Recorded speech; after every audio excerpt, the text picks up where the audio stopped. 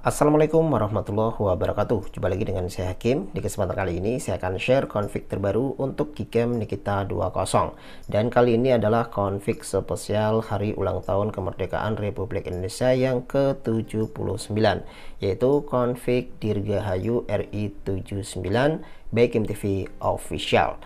Bagaimanakah review lengkapnya? Yuk langsung saja simak videonya sampai selesai. Namun sebelum kita lanjutkan ke videonya, jangan lupa untuk terus dukung channel ini dengan cara like, share, komen, dan juga subscribe. Serta aktifkan notifikasi loncengnya agar kalian tidak ketinggalan video-video terbaru. Oke teman-teman, untuk selanjutnya langsung saja kita menuju ke videonya. Oke, untuk langkah yang pertama, sebelum kita masuk ke tutorialnya, terlebih dahulu silahkan dicek apakah HP kalian support Gcam atau tidak dengan cara menggunakan aplikasi manual camera compatibility. Ini gunanya untuk mengecek kamera 2API di HP kita. Silahkan di-download, untuk aplikasinya kecil banget ya, tidak sampai 5 MB. Silahkan di-download di Play Store. Kalau sudah, langsung dibuka.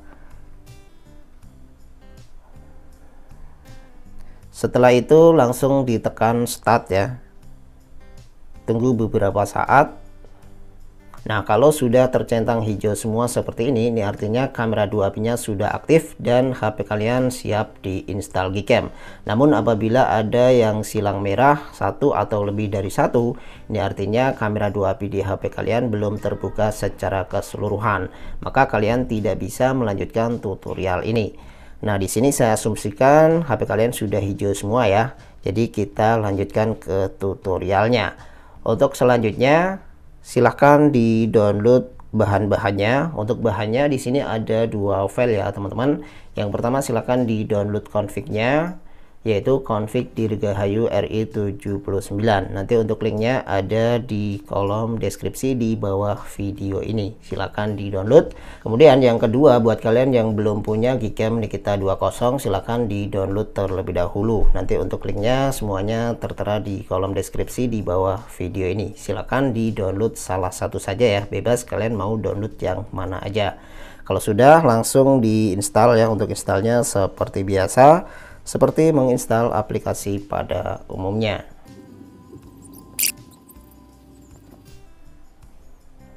Oke, kalau sudah langsung diizinkan semua seperti ini. Oke, sampai di sini untuk instalasinya sudah selesai. Selanjutnya sebelum kita lakukan restore config-nya, terlebih dahulu kita buat dulu folder config-nya. Dengan cara masuk ke menu setting. Selanjutnya kita geser ke bawah, kita pilih konfigurasi, kemudian kita simpan, lalu tekan simpan. Ini bertujuan untuk membuat folder Gcam config 7 yang nantinya kita akan copy config-nya ke folder tersebut. Selanjutnya config yang tadi sudah kalian download silahkan di ekstrak ya. Untuk mengekstraknya silahkan gunakan aplikasi ZArchiver. Ini tujuannya untuk mengekstrak config-nya, karena ada beberapa device itu nggak bisa diekstrak menggunakan file manager bawaan. Maka di sini saya sarankan kalian download dulu ZArchiver. Kalau sudah, langsung dibuka ZArchiver-nya. Kemudian cari tempat di mana kalian menyimpan file config-nya ya. Biasanya ada di dalam folder download. Setelah itu langsung saja diekstrak dengan cara diklik seperti ini. Lalu kita tekan ekstrak di sini. Kemudian masukkan passwordnya. Untuk passwordnya masukkan saja huruf kecil semua ya. Indonesia. Seperti ini. Passwordnya Indonesia. Selanjutnya oke. Setelah diekstrak maka akan terdapat sebuah folder config Dirgahayu RI 79. Langsung saja dibuka. Maka di dalamnya akan terdapat 7 config. Untuk config-nya sendiri tersedia versi AUX dan no AUX. Untuk yang AUX ini ada lensa ultrawide, sedangkan yang no AUX ini hanya lensa utama saja. Untuk config-nya tersedia versi JPEG dan juga UV. JPEG untuk level kamera 2API full, sedangkan UV untuk kamera 2API level 3. Untuk mengeceknya silahkan gunakan aplikasi kamera 2API Pro B ya. Downloadnya di Play Store. Jika yang tercentang level 3 silakan gunakan config UV, jika yang tercentang full silakan gunakan JPEG.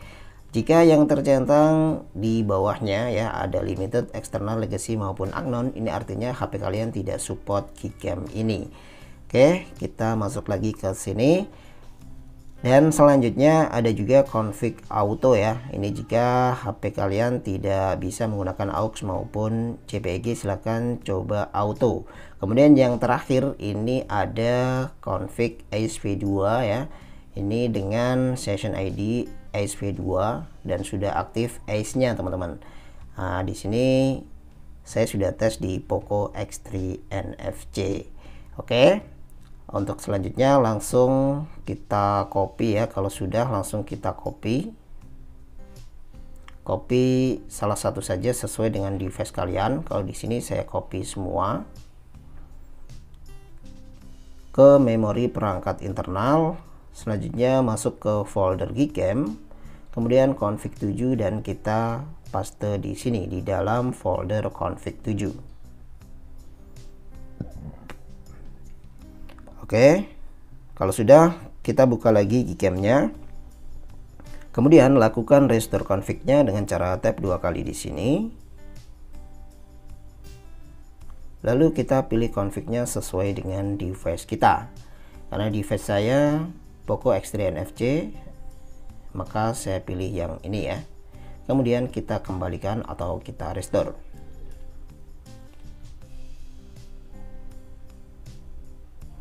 Oke, sampai di sini untuk restore config-nya sudah sukses dan Gcam siap digunakan. Adapun untuk videonya sudah support stabilizer ya teman-teman. Dengan catatan kalian harus setting session ID-nya sesuai dengan device kalian.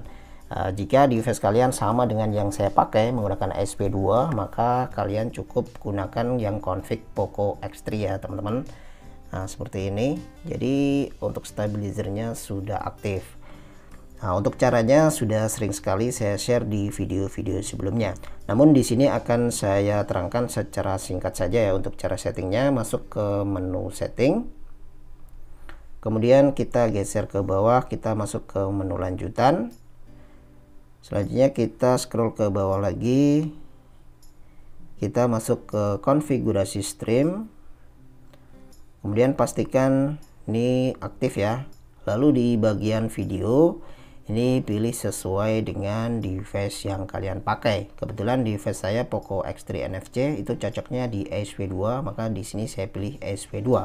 Untuk device yang lain silakan disesuaikan ya teman-teman.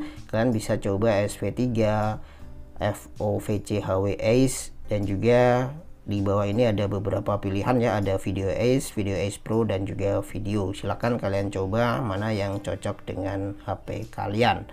Oke teman-teman, harusnya kalau sudah disetting seperti itu videonya sudah stabil.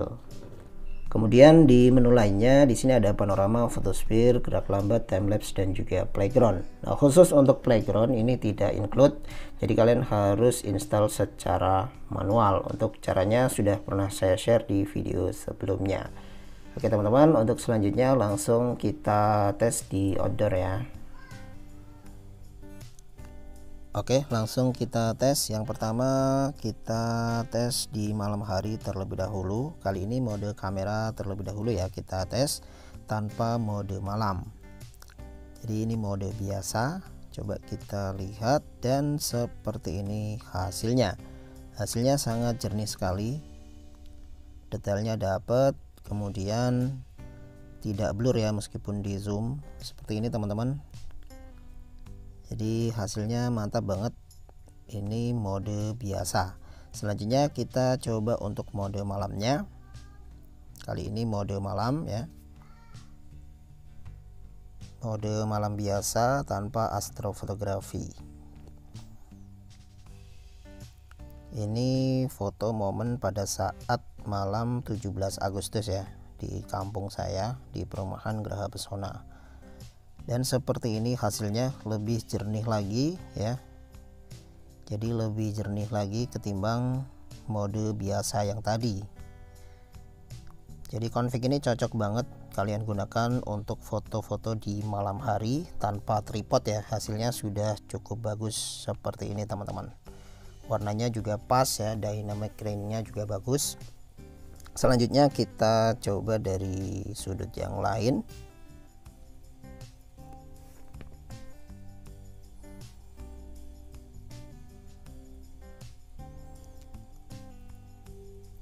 Oke, seperti ini teman-teman. Jadi hasilnya cukup bagus. Itu ada blur karena objeknya bergerak ya.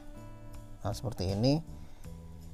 Jadi untuk nuansa malamnya masih tetap dapat, detailnya juga dapat, kemudian minim noise ya. Ini tentunya kalau mode astrofotografi hasilnya lebih minim noise lagi teman-teman. Oke, seperti ini beberapa sampel foto di malam hari. Selanjutnya kita coba di kondisi yang gelap ya. Kalau tadi kondisi terang, sekarang kondisi gelap, mode malam biasa terlebih dahulu.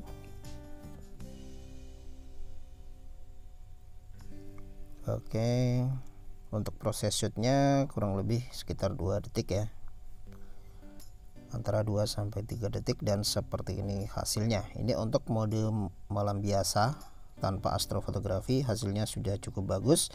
Selanjutnya kita coba juga untuk yang mode astrofotografinya. Kita pakai yang 8 detik saja, tidak usah lama-lama ya.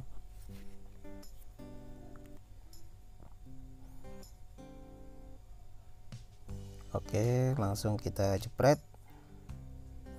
Dapat 2,4 menit, cukup lama. Teman kita tidak harus menunggu sampai selesai ya, langsung kita stop saja teman-teman ya. Ketika di stop dia akan false close, tapi hasilnya masih tetap tersimpan. Coba kita lihat hasilnya, dan seperti ini ya. Hasilnya cakep banget, detail, dan tentunya minim noise teman-teman. Ini pengambilan foto pada saat subuh ya. Selanjutnya kita beralih ke siang hari. Kali ini kita coba untuk mode kameranya, dan seperti ini hasilnya. Untuk warnanya cukup natural teman-teman, dan untuk objek orang juga aman ya, seperti ini. Oke, selanjutnya kita coba lensa 0.5 atau lensa ultrawide-nya juga ya, dan seperti ini hasilnya. Ini untuk lensa ultrawide-nya. Untuk warnanya natural ya, tidak terlalu gonjreng. Selanjutnya masih di mode kamera ya.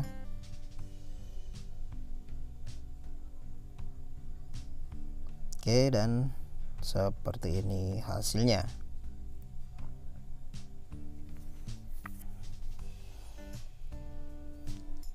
Oke, ini beberapa sampel foto di siang hari, termasuk untuk lensa 0.5 atau lensa ultrawide-nya. Selanjutnya ini untuk objek orang seperti ini. Jadi untuk objek orang aman ya teman-teman. Oke, cukup sekian. Wassalamualaikum warahmatullahi wabarakatuh.